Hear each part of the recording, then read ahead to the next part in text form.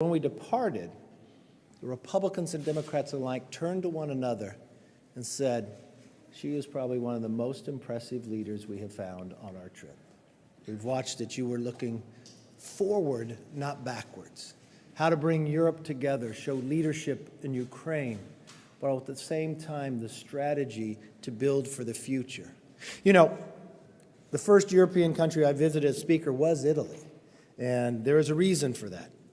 It's the friendship that transcends the parties and politics. Italy's rich contribution. You just go out those doors and you can see the Italian culture with a contribution to America. The rotunda, painted by Brumidi. We've watched it time and again. And on a personal note, you know, it wasn't that long ago that young immigrant of 11 years old left Italy to come to America. His name was Guido Palladino. He was my grandfather, to look for a better life, to be able to grow. And now his grandson is the 55th Speaker of the House. When I was in Italy, the speaker there provided to me his original birth certificate. Now, I was able to show the Prime Minister his Ellis Island record of entering America. The bond between these two countries is very strong. And how do we continue to build for the future? I think with this Prime Minister and her strategy for the future and the connection with America will only be stronger. We had a bipartisan meeting with leaders on both sides here. We'll have a lunch afterwards. She will meet with the President, and we will continue to build that bond so further grandchildren will be able to understand not just their history, but why we keep it and why the world's, through our democracies, is safer and stronger. So I give you the Italian Prime Minister, Giorgia Meloni. Thank you very much. Good morning. I want to thank Speaker Kevin McCarthy, my friend, Speaker Kevin McCarthy, for this occasion he gave me. I want to say that I'm very glad to be here in the heart of the American democracy and in the place that Thomas Jefferson, at the time Secretary of State of President George Washington, wanted to call Capitol Hill to commemorate the famous Temple of Giove on the Capitoline Hill, Il Campidoglio, one of the 7 hills of Rome. And I say it for it is another sign of the incredibly strong ties between Italy and the United States. Ties that have become even deeper in recent times after the Russian war of aggression against Ukraine. More than ever in this international juncture, our relations are essentials.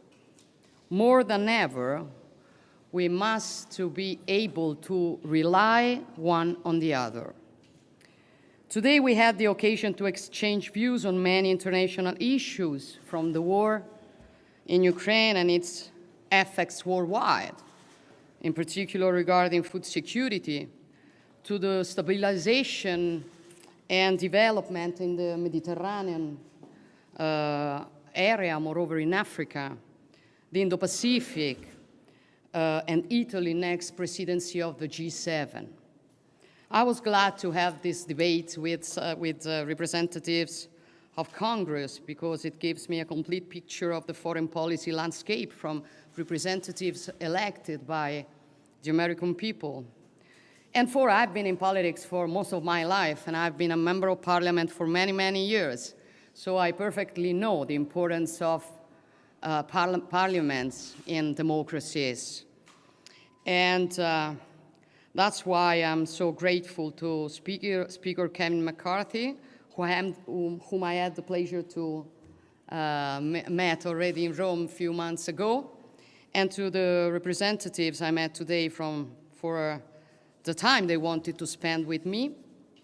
And last but not least, I'm happy to be here in a place decorated by these wonderful frescoes of Costantino Brumidi, another Italian. For this place represents and sums up also the stories of all the Italian Americans who, with their lives, with their efforts, with their dreams, with their creativity, contributed strengthening the bonds between our two people and contributed to make this democracy the great democracy it is. So I want to say that I'm proud of these Italians. I'm proud of your grandfather too, Kevin. And I really want to thank them for the contribution they brought to the history and the culture and the identity of this nation. Many of them are today representatives, and that shows the role Italy has had for the history of the United States.